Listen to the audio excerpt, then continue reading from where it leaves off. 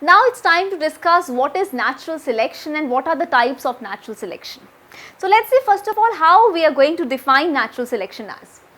Natural selection is a process by which those organisms which appear physically, physiologically and behaviorally better adapted to the environment survive and reproduce.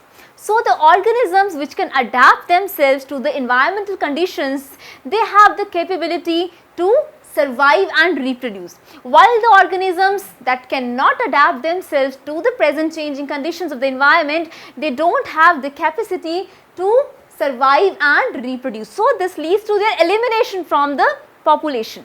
So this is how natural selection exists in the environment.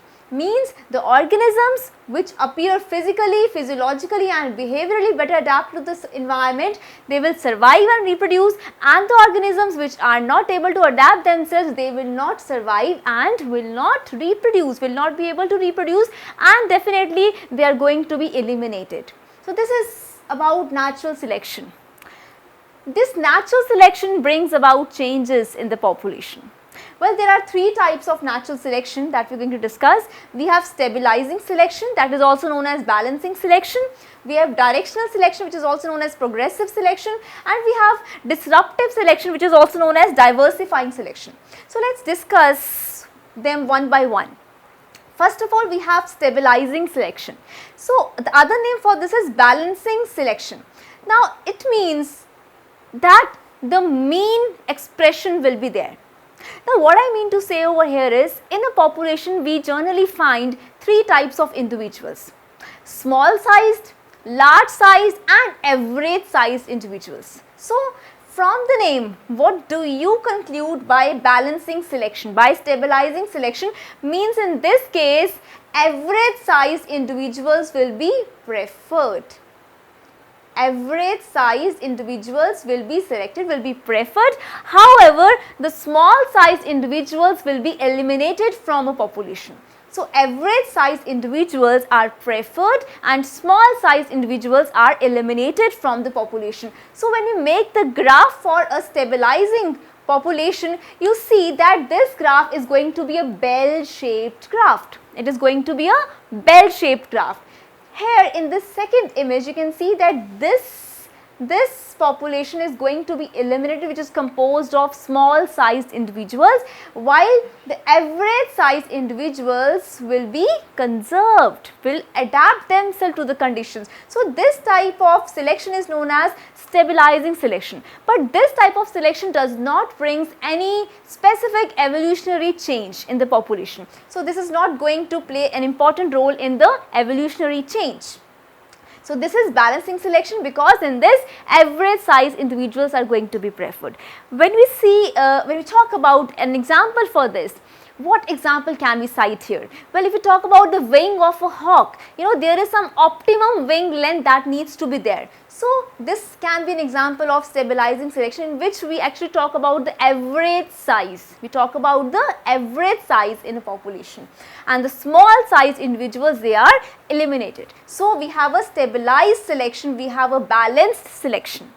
Next type of natural selection is the directional selection, which is also known as progressive selection.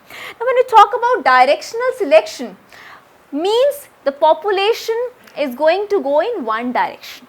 What is that direction? Means either small size individuals or large size individuals are going to be there in the population. We do not have any mean expression, we do not have average size individuals here. So either small size or large size individuals are going to be there. So here we have a graph like this. So these individuals are going to be eliminated and these are going to be conserved, right? So we have progressive selection, directional selection, in which a population goes in one direction. Either small size individuals are going to survive or large size individuals are going to survive, right? In this, we can have an example of, you can say, the DDT resistance among mosquitoes. So we have mosquitoes which are now DDT resistant. So it is an example of directional selection. Okay, it is an example of directional selection. Now next we have disruptive selection, which is also known as diversifying selection. Now what happens in this disruptive selection? Here we have the survival of both small sized as well as large sized individuals. Okay, so that is why you can see in this graph we have two peaks. Why two peaks? Because in this case we have small size as well as large size individuals in a population. So that is why we see here two peaks in case of disruptive, or you can say diversifying selection.